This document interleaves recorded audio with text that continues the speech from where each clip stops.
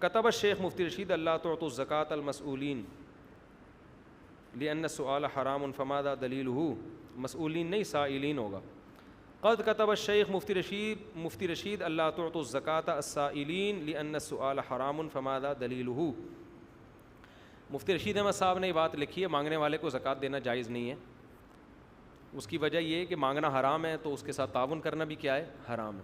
لیکن جو مستحق ہو اگر وہ مانگ لیتا ہے تو اس کو زکوٰۃ دینے سے زکوٰۃ ادا ہو جائے گی. ہمارے حضرت بعض چیزوں میں غیرت بہت تھی، ان میں ہمارے حضرت میں مزاج میں استغنا بہت تھا. حضرت کو مانگنے والے ویسے ہی پسند نہیں تھے، اور زیادہ تر آج مانگنے والے فراڈی ہوتے ہیں، تو اس لیے حضرت نے لکھ دیا کہ جائز نہیں ہے. تو مفتی رشید احمد صاحب کا جو ناجائز کا مفہوم ہے وہ بہت وسیع تھا. اس ناجائز سے وہ والا ناجائز نہیں کہ گناہ ہے، گناہ ایسا نہیں ہے. اگر کوئی مانگ رہا ہے زکوٰۃ اور مستحق ہے، آپ اس کو دیں گے تو گناہ نہیں ہوگا. لیکن وہ اس چیز کو ناپسند کرتے تھے. دیکھو مانگنے کے اصول الگ ہیں، دینے کے اصول الگ ہیں. مانگنا اس کے لیے جائز ہے جس کے پاس 2 وقت کی روٹی بھی نہ ہو. سمجھتے ہو؟ شریعت میں مانگنے کی اجازت کب ہے؟ جب آپ اتنے محتاج ہو جائیں کہ آج آپ کو پتہ ہے کہ میرے پاس کھانے کی روٹی نہیں ہے، یا بیمار ہو گئے علاج کے پیسے نہیں ہیں، ایسی ضرورت میں مانگ سکتے ہو. آج جو لوگ مانگ رہے ہوتے ہیں کھانے کو بھی ہے، گھر میں راشن بھی ہے، بس وہ ویسے ہی مانگ رہے ہیں کہ ہم غریب ہیں تو ہمیں کیا دے دو، زکوٰۃ دے دو. تو آپ کے لیے دینا جائز ہونا الگ بات ہے، اس کے لیے مانگنا تو جائز بہرحال نہیں تھا. وہ کیوں مانگ رہا ہے بھائی؟ وہ جب تک آپ کی بنیادی ضرورت پوری ہو رہی ہے آپ کسی کے سامنے ہاتھ نہیں پھیلا سکتے. ہاں زکوٰۃ دیں گے ادا ہو جائے گی بشرطے کہ وہ صاحب نصاب نہ ہو. تو دینے کے اصول الگ ہیں، مانگنے کے اصول الگ ہیں. اگر آپ یہ سمجھتے ہو کہ اس کے پاس نہ سونا ہے، نہ چاندی ہے، نہ مال تجارت ہے، نہ کوئی الگ سے پراپرٹی ہے، صرف رہائش کا گھر ہے، تو آپ کے زکوٰۃ دیں گے، زکوٰۃ ادا ہو جائے گی کیونکہ وہ صاحب نصاب نہیں ہے. لیکن اس کے لیے مانگنا پھر بھی جائز نہیں تھا. ہاتھ پھیلانے کے اصول تو بہت سخت ہے نا. دینے میں شریعت نے الگ اصول رکھے. دینا تو زکوٰۃ کے علاوہ بھی آپ صدقہ دے سکتے ہیں ایسے آدمی کو جو مستحق نہیں ہو. صدقہ تو مالداروں کو بھی دیا جا سکتا ہے، لیکن مالدار کے لیے صدقہ مانگنا جائز ہے کیا؟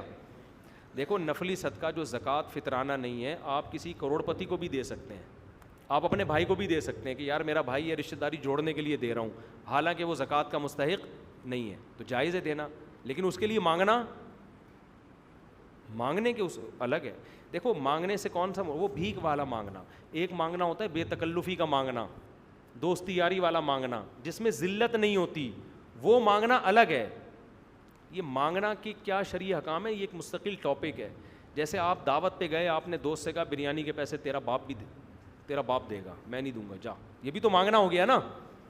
لیکن یہ مانگنا بھکاریوں والا مانگنا نہیں ہے، یہ بے تکلفی والا مانگنا ہے جو لوگ ایک دوسرے سے مانگ رہے ہوتے ہیں. اس پہ وہ مانگنے کے حکام جاری نہیں ہوتے.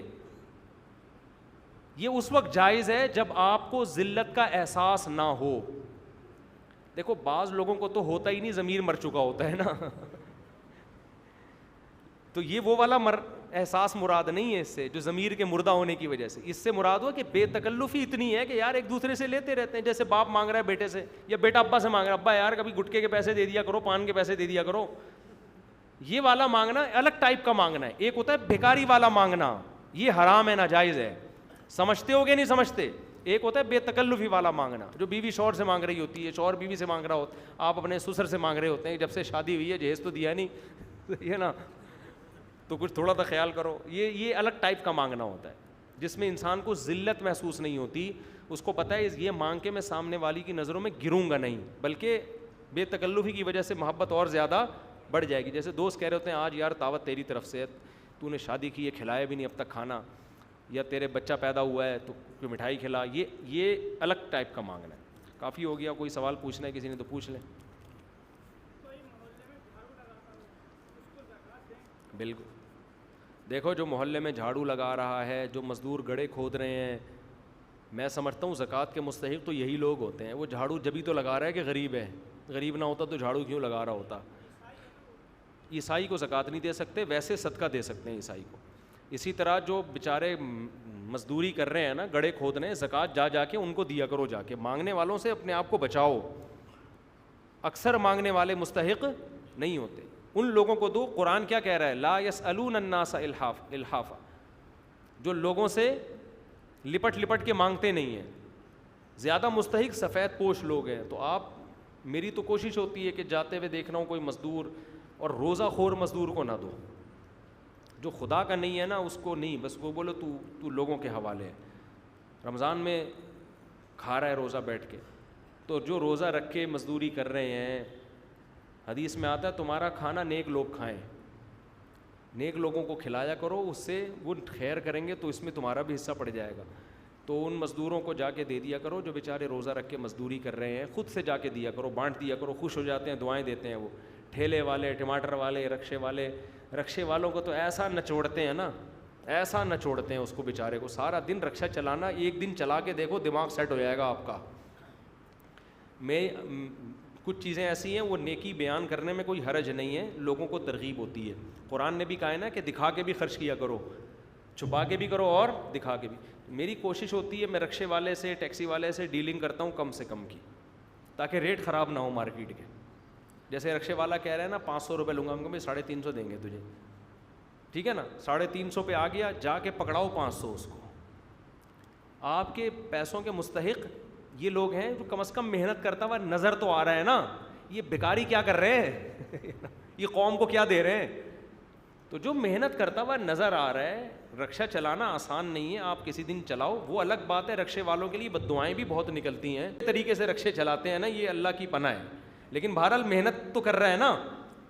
تو ایسے لوگوں کو دیا کرو, رکشے چلا رہے ہیں, مزدوری کر رہے ہیں, کنواں کھود رہا ہے, گڑھا کھود رہا ہے, پلستر کا کام کر رہا ہے, عمارت بنا رہا ہے, تو چپکے سے جا کے زکاتیں بانٹ کے آ جایا کرو. ہاں ان میں کسی کے بارے میں پتہ چل جائے کہ یہ پیسے والا ہے, پھر نہ دو ان کو.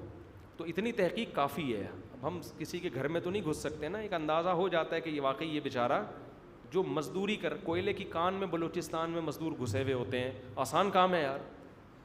کوئلے کی کان میں کوئی مالدار گھس کے کرے گا کام؟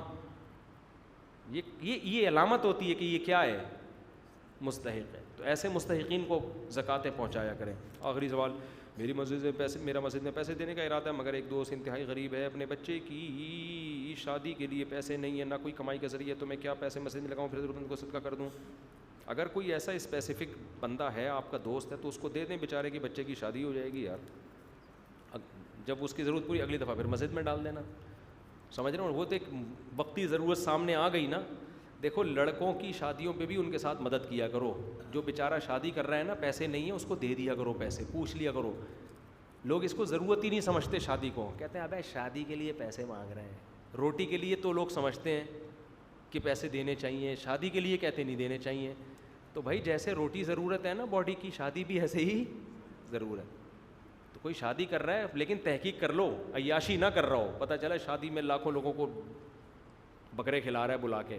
غریب آدمی بعض دفعہ رشتہ نہیں مل رہا ہوتا, مہر کا رشتہ نہیں, مہر نہیں کوئی بیچارے کے پاس ہوتا, تو پھر اس کو پیسے دے دیا کرو, یار تو مہر دے, تو رشتہ دے تاکہ تیرا نہ ٹوٹے. تو اس سے شادی کرایا کرو. علماء نے لکھا ہے کہ 3 آدمیوں کی مدد اللہ نے اپنے ذمے لی ہے.